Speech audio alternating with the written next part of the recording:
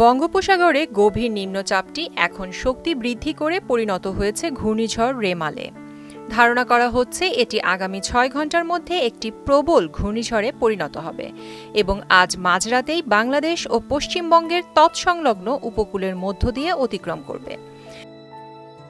ভারতের আবহাওয়া দপ্তর বলছে এই মুহূর্তে রিমাল এর অবস্থান বাংলাদেশের খেপুপাড়া থেকে ৩০০ কিলোমিটার দক্ষিণ পশ্চিমে এবং পশ্চিমবঙ্গের সাগরদ্বীপ থেকে ২৯০ কিলোমিটার দক্ষিণ পূর্ব দিকে। ওয়ালটন ফ্রিজ কিনে অনেকের মতো আপনিও হয়ে যেতে পারেন মিলেনিয়াল, সেরা পণ্যের সেরা অফার।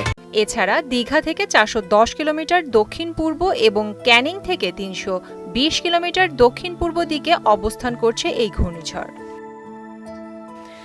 ভারতীয় সংবাদ মাধ্যম বলছে সাগরে শক্তি বাড়িয়ে প্রবল আকার নেওয়ার পর ঘূর্ণিঝড় রিমাল রোববার মাঝরাতে স্থলভাগে আঘাত হানবে। আবহাওয়া অফিস জানিয়েছে বাংলাদেশের খেপুপাড়া এবং পশ্চিমবঙ্গের সাগরদ্বীপের মধ্যবর্তী অংশে এই ঘূর্ণিঝড় আঘাত হানবে। সে সময় রেমালের গতি থাকবে ঘন্টায় ১১০ থেকে ১২০ কিলোমিটার। অবশ্য কখনো দমকা হাওয়ার বেগ পৌঁছতে পারে ১৩৫ কিলোমিটার পর্যন্ত। এদিকে ঘূর্ণিঝড়ের ফলে কলকাতা, উত্তর এবং দক্ষিণ ২৪ পরগনা, পূর্ব মেদিনীপুর, হাওড়া এবং হুগলিতে রেড অ্যালার্ট জারি করা হয়েছে।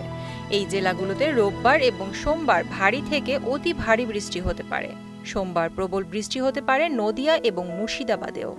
উত্তর ও দক্ষিণ ২৪ পরগনায় ঘূর্ণিঝড়ের কারণে বৃষ্টির পাশাপাশি ঘন্টায় ১০০ থেকে ১২০ কিলোমিটার পর্যন্ত ঝোড়ো হাওয়া বইতে পারে।